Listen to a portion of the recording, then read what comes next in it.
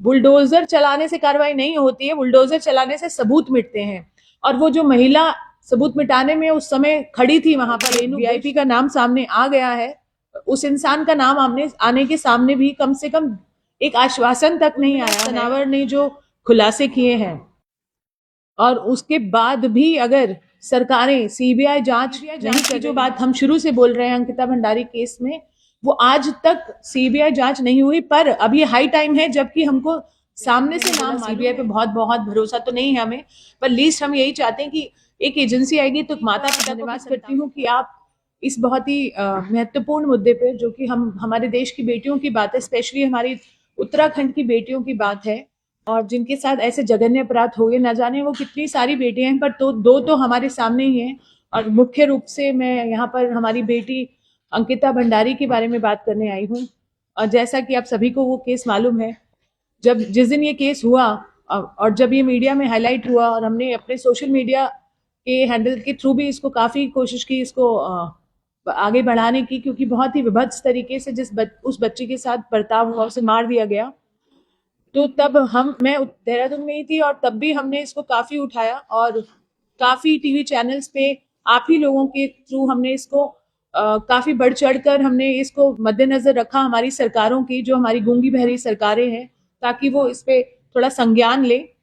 पर हमारा दुर्भाग्य ये रहा कि संज्ञान अच्छे तरीके से लेने के लिए कि न्याय बेटी को मिले, उसकी विपरीत उन्होंने काम किए। और उन्होंने जिस तरह से उस दिन भी हम यहाँ थे जब वो बुलडोजर वाली कार्रवाई हुई, तो तथ्यों को मुझे बहुत शुरू से बताने की यहाँ पर जरूरत नहीं है। मुझे नहीं लगता हम में से कोई भी ऐसा यहाँ है जो इस बेटी के तथ्य को नहीं जानता है।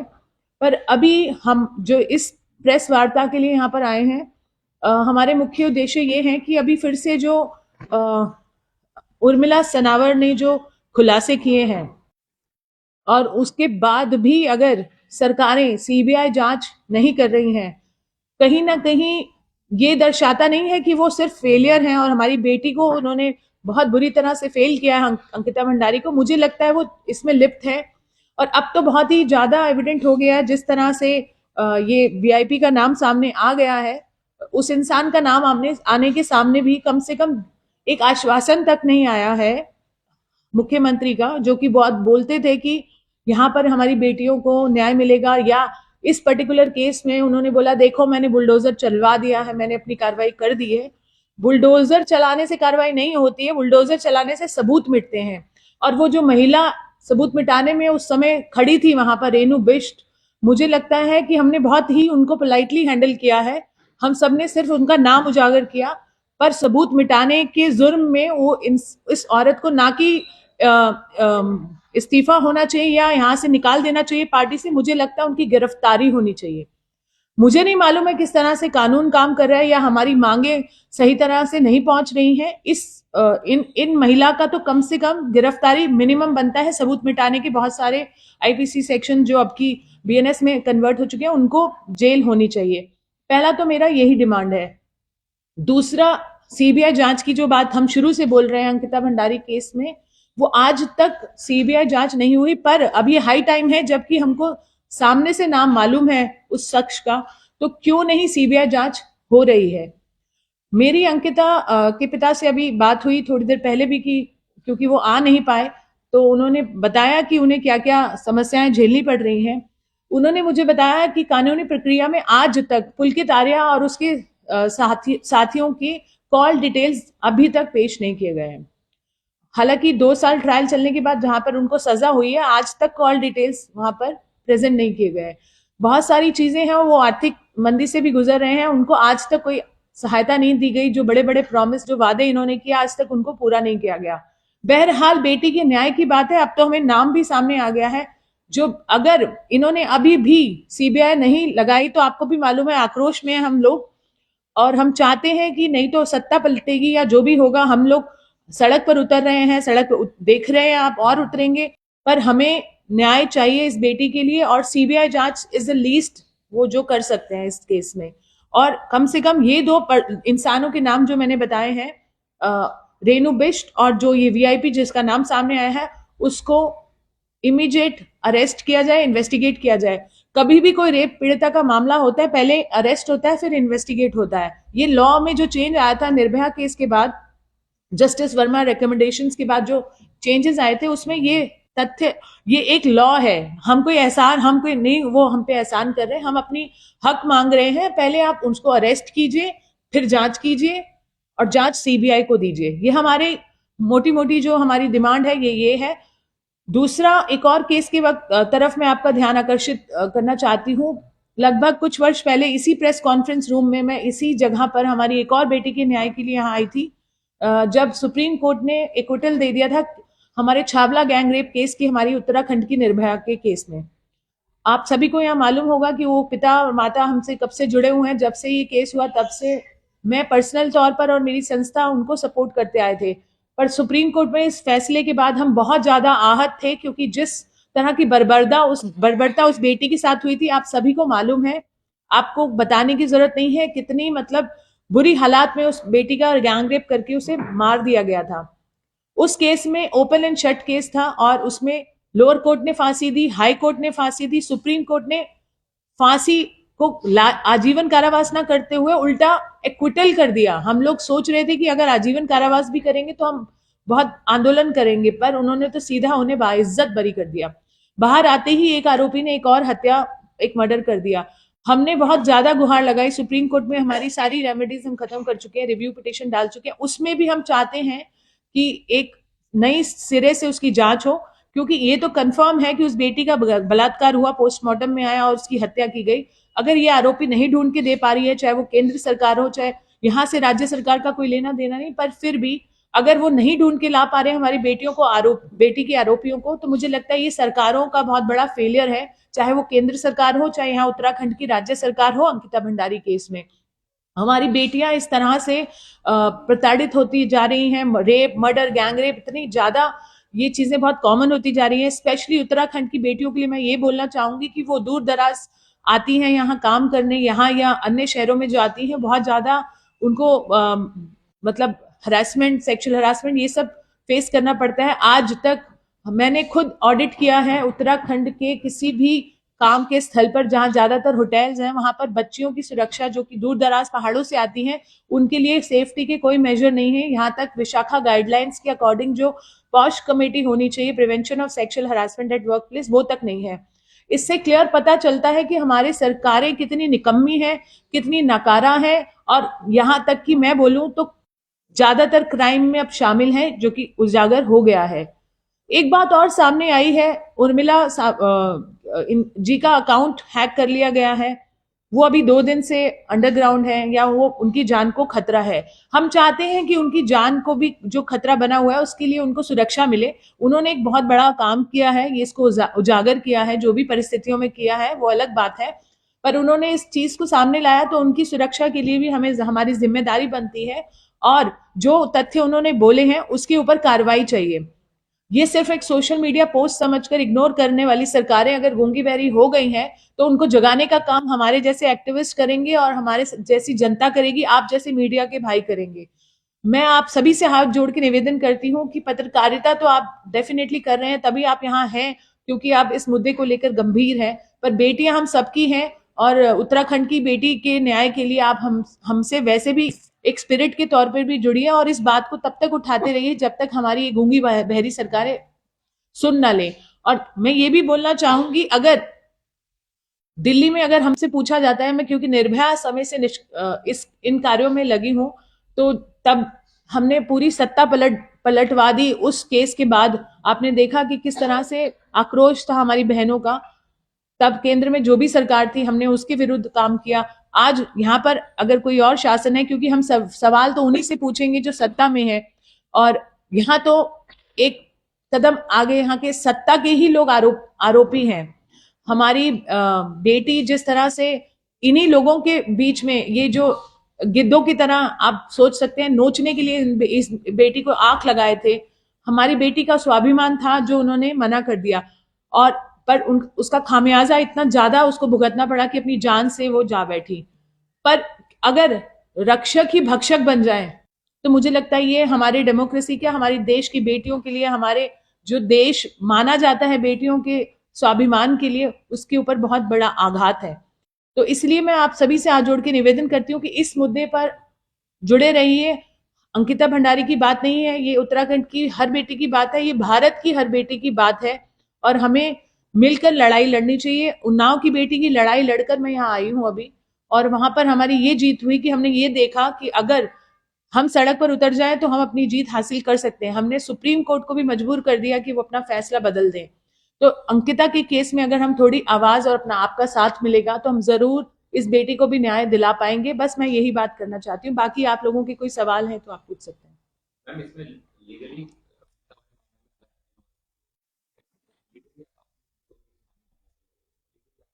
बस लीगली मैं यही कहना चाहती हूँ कि हालांकि देखिए सीबीआई पे मैं अगर ऑफ रिकॉर्ड बताऊं तो सीबीआई पे मतलब बहुत ज्यादा हमें वो नहीं है भरोसा, बट लीस्ट ये लोग अपनी तरफ से कम सीबीआई करेंगे तो हमें लगेगा एक स्तर ये लोग आगे बढ़े हैं लीगली। तो अभी ये कोर्स चलेगा, बट ये उसको टाइम बाउंड दृष्टि से अगर ये कर दें, 2 साल तो इन्होंने लगा दिए लोअर कोर्ट में, इसको सुप्रीम कोर्ट के एक जज के निरीक्षण में अगर ये जल्द से जल्द एक टाइम बाउंड कमिटमेंट कर दें तो मुझे लगता है उससे बड़ा इसमें अचीवमेंट नहीं होगा, क्योंकि ऐसे तो सालों साल चलेंगे। हमारे चावला गैंग रेप केस में भी 9 साल 10 साल के बाद उन्होंने एक्विटल दे दिया। तो क्योंकि मामला ठंडा हो जाता है, उन्हें लगता है लोगों की जो भावनाएं हैं वो भी थोड़ी फिजल आउट हो जाती है, तो हम नहीं चाहते ये हो।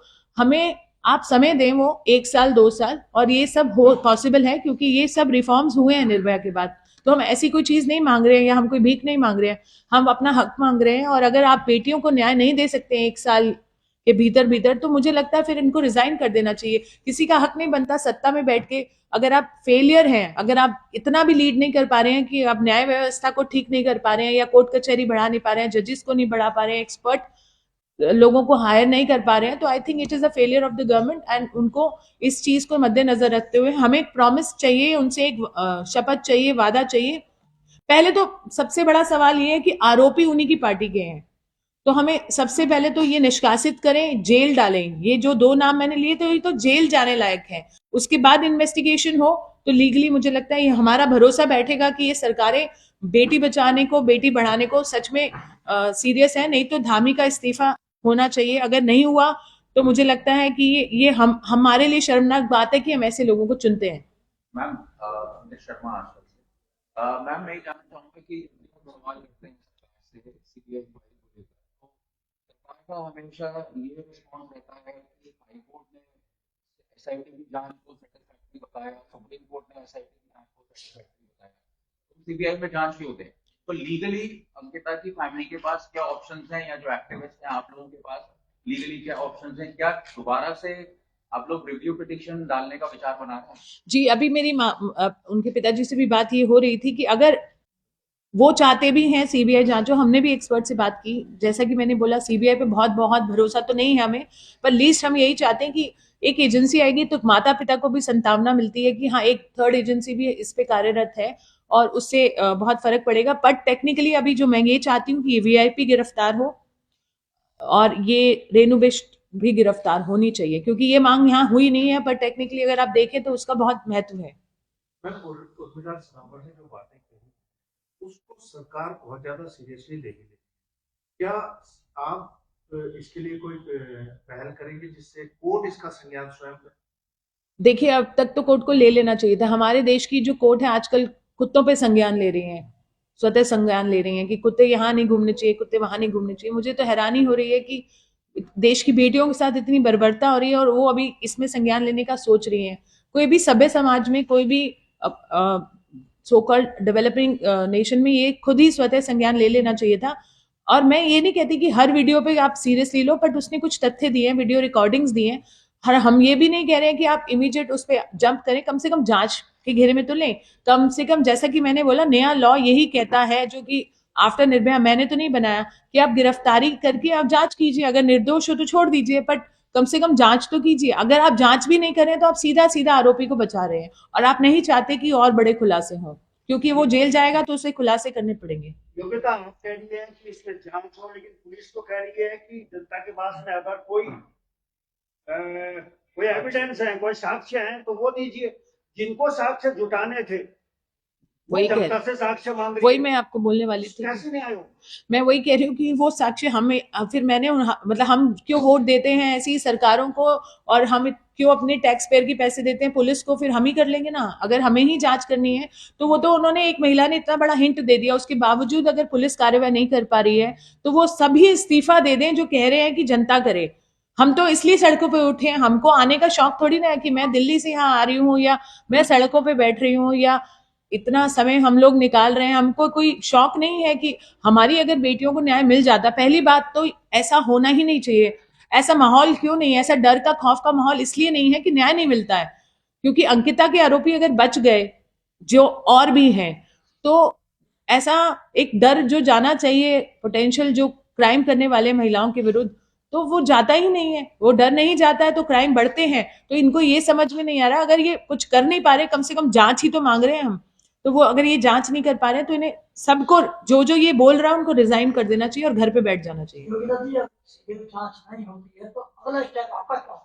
देखिए हम लोग सीबीआई जांच, मैंने जैसा बोला, कोई हम भीख नहीं मांग रहे, ये हमारा अधिकार है। अगर ये नहीं मिलेगा तो हम, जैसे जैसे आप देख रहे हैं आंदोलन बढ़ता जा रहा है, लोग जुड़ रहे हैं, और डेफिनेटली आप देखेंगे आगे आने वाले समय अगर धामी का इस्तीफा भी हमें चाहिए। ये नहीं कि सिर्फ सीबीआई जांच चाहिए। उन्होंने इस बेटी को बहुत बुरी तरह से फेल किया। अगर कोई भी सरकार होती यहाँ पर, सपोज कोई और सरकार होती और ऐसा ही वाकया हुआ होता, तब भी मैं यहाँ बैठ के यही बोल रही होती कि अगर मुख्यमंत्री जो हमारा घर का, एक कहते हैं ना, घर का पिता होता है, अगर वो बेटी को नहीं बचा पा रहा है तो उसको इस्तीफा दे देना चाहिए। और रादर देन इस्तीफा, वो तो उल्टा क्राइम में सम्मिलित दिख रहे हैं मुझे। कहीं ना कहीं वो प्रोटेक्ट कर रहे हैं, जैसा कि मैंने बोला, रक्षक ही भक्षक यहाँ पर बन के घूम रहे हैं। और पूरा का पूरा ये सांठगांठ दिख रही है। जो वीआईपीज हैं, वो पर्टिकुलर पार्टी का महासचिव है, क्यों नहीं उसकी गिरफ्तारी हो रही, क्यों नहीं उससे जांच की जा रही है, किस तरह से ये चल रहा है। कम से कम एक स्टेटमेंट तो आए। धामी ने आज तक, अभी तक इस बारे में अभी तक स्टेटमेंट तक नहीं दी। और उस बेचारी महिला ने, जिसने इसको उजागर किया, उसको प्रताड़ित किया जा रहा है। उसका फेसबुक अकाउंट जो हैक कर लिया गया, उसे खुद अंडरग्राउंड होना पड़ रहा है। किसी तरह से सुरक्षा देनी चाहिए। एक सभ्य समाज में अगर आप ये नहीं कर सकते हो तो आप बहुत बड़ा फेलियर है। उन्हें कोई हक नहीं है सत्ता चलाने का। हम सरकार की तरफ से एक जवाब की बात होती है कि वो एक रेजिडेंशियल स्वीट है, लेकिन आज तक सरकार की तरफ से कभी क्लैरिटी नहीं है कि उस रेजिडेंशियल स्वीट में कौन रहा पिछले 1 महीने में या कैसे आएगा, कैसे आएगा? बुलडोजर तो आप फिरवा देते हैं 2 दिन के अंदर अंदर, फिर आप कहते हैं कि सबूत लाइए। सबूत इकट्ठा करने वाली जो एजेंसी है वो सबूत कहाँ से लाएगी? तो बहुत क्लियर कट केस है। आप, ये हम सबको सामने सामने आंखों में धूल झोंकी है। ये भी नहीं कि एक, कहते हैं ना कि सटल तरीके से बहुत सारे केसेस खराब किए जाते हैं। जैसे अभी उन्नाव की मैं बात कर रही थी, या बहुत सारे केसेस हमारे पास आते हैं, पर यहाँ तो एविडेंटली वीडियो बना के तथ्यों को खत्म किया गया, तो उसके ऊपर क्या ही आप जाएंगे। और 2 बार आग लग गई वहां पर, ये कोई कोइंसिडेंस तो हो नहीं सकता ना। आप सोचिए इस तरह की जो ये चीजें चल रही हैं, तो सत्ता के लोग सम्मिलित हैं, सत्ता के लोग ही वीआईपी थे, तो मतलब ये तो बहुत बड़ा क्राइम है। मतलब आप, जिनसे हम रक्षा की उम्मीद करते हैं, वही वहां पर उस बेटी को मार रहे हैं।